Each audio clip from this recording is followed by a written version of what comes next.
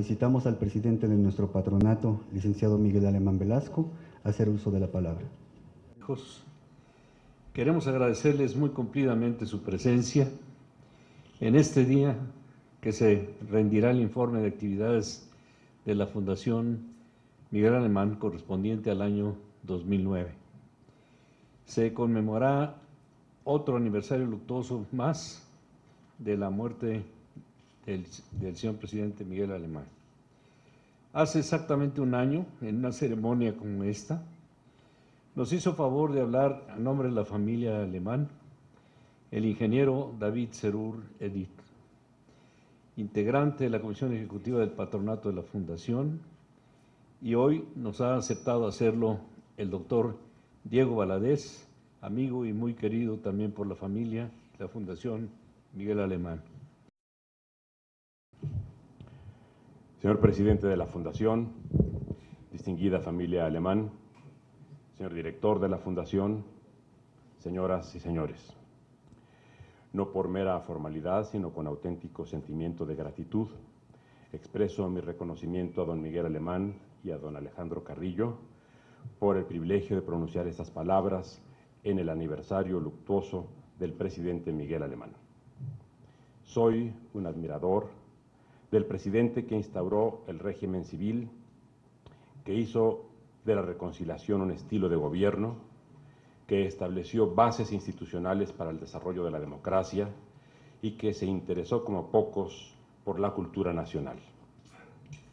Soy además un universitario agradecido que durante más de 4 decenios, los que llevo desde mi vida como estudiante y luego como profesor, he disfrutado día con día de una ciudad universitaria cuya grandeza no cesa. Celebro en este sentido la presencia del rector de la Fuente. En honor del presidente Miguel Alemán he preparado un breve ensayo sobre su labor institucional, del que solo leeré a mi vez un resumen. En 1946, América Latina presentaba una paradójica combinación de expectativas democráticas, contrastes ideológicos y ambiciones castrenses. En Argentina, Juan Domingo Perón iniciaba un nuevo estilo populista. En Colombia gobernaban los conservadores Mariano Ospina Pérez, seguido por Laureano Gómez. En Cuba, Ramón Grau San Martín fracasaba ante la conspiración batistiana. En Guatemala presidía Juan José Arévalo, ejemplo de vocación democrática y social. El militarismo se imponía en Brasil con el mariscal Gaspar Dutra y en Perú el general Manuel Odría gobernaba de 1948 a 56. En Venezuela, una junta militar se replegaba ante el arribo democrático de Rómulo Gallegos para luego usurpar de nueva cuenta el poder. Mientras que en Bolivia se sucedían 7 presidentes entre 1946 y 1952, y en Ecuador lo hacían 6 en el mismo lapso. En México se venía de una revolución. La titularidad del poder se trasladaba a los civiles. La vida política tendía a estabilizarse, la económica a reactivarse y la cultural a trascender las fronteras nacionales. Los universitarios llegaban al poder. El presidente integró un gabinete de elevada estatura profesional. De los 11 secretarios civiles, 6 eran abogados, 2 médicos y 1 ingeniero. Además, participaron 2 distinguidos empresarios. Con todos ellos, el presidente Alemán, también universitario, emprendió la reforma institucional del país. Ese esfuerzo de renovación se tradujo en importantes cambios constitucionales. Solo aludiré a los que tuvieron un impacto más pronunciado en su tiempo y que han ejercido efectos perdurables hasta el nuestro.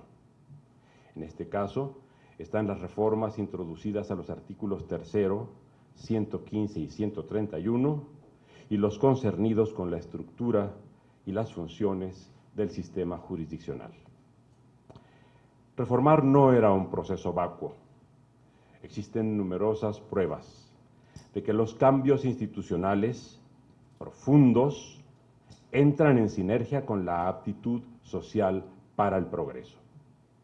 Son muchos los ejemplos de que la precedencia de la economía sobre la política, o viceversa, no pasa de ser una disquisición academicista.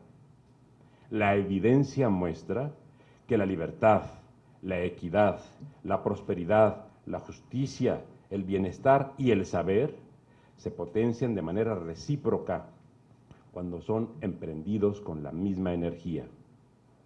El fenómeno es explicable. La democracia ofrece garantías para las libertades y merced a estas la comunicación es más fluida, los costos de transacción son menos onerosos y la imaginación fructifica. Esto se ha comprobado lo mismo para la antigüedad que para las edades moderna y contemporánea. Las políticas parciales generan resultados insatisfactorios. La cortedad de los dirigentes minimiza a los dirigidos. Por el contrario, las propuestas ambiciosas energizan a las colectividades. Esto último fue lo que ocurrió entre 1946 y 1952. Veamos los ejemplos más relevantes del cambio institucional auspiciado por el presidente alemán. El artículo 3 condensó una nueva idea del Estado en México, la secularidad. En 1857 se había vencido la pesada inercia confesional y ese precepto se concretó a decir, la enseñanza es libre. 60 años más tarde, luego de numerosos ajustes al proyecto carrancista y al primer dictamen, se agregó que sería laica la impartida en los establecimientos oficiales y la ofrecida por particulares en sus diferentes niveles. Además, se prohibía que las corporaciones religiosas establecieran o dirigieran escuelas primarias y se introdujo el derecho del Estado a supervisar el funcionamiento de todos los centros educativos. En 1934, el precepto fue reformado para introducir el principio de la educación socialista. Fue una medida tomada apenas un lustro después de concluido el conflicto cristero. Muchas tensiones sobrevinieron como consecuencia de tal reforma porque implicaba una cuestión divisiva para la sociedad. El talante conciliatorio de Miguel Alemán ya se había mostrado en la Secretaría de Gobernación. En diciembre de 1940, apenas transcurrido un mes del inicio del gobierno avilacamachista, fue propuesta y aprobada una ley de amnistía encaminada a procurar el reencuentro de todas las corrientes revolucionarias. Este era un imperativo después de un prolongado periodo de fracturas intestinas. México estaba urgido de acciones y de instituciones cohesivas. Con esa misma actitud pluralista, el presidente alemán promovió un nuevo giro copernicano en la vida del Estado mexicano. Pero no resultaba sencillo sin abandonar un principio que acogía el compromiso social de la revolución. Se combinaron entonces las mejores artes de la política, de la cultura y del derecho, y el principio socialista cedió su lugar al principio democrático. Jaime Torres Bodet, secretario de Relaciones Exteriores, supo traducir el encargo presidencial con elegancia y precisión, y de su pluma salió un texto que a lo largo del tiempo sería un referente para orientar nuestra reconstrucción institucional. En una brillante síntesis se perfilaron los tres componentes de la democracia, como una estructura jurídica, como un régimen político y como un sistema de vida.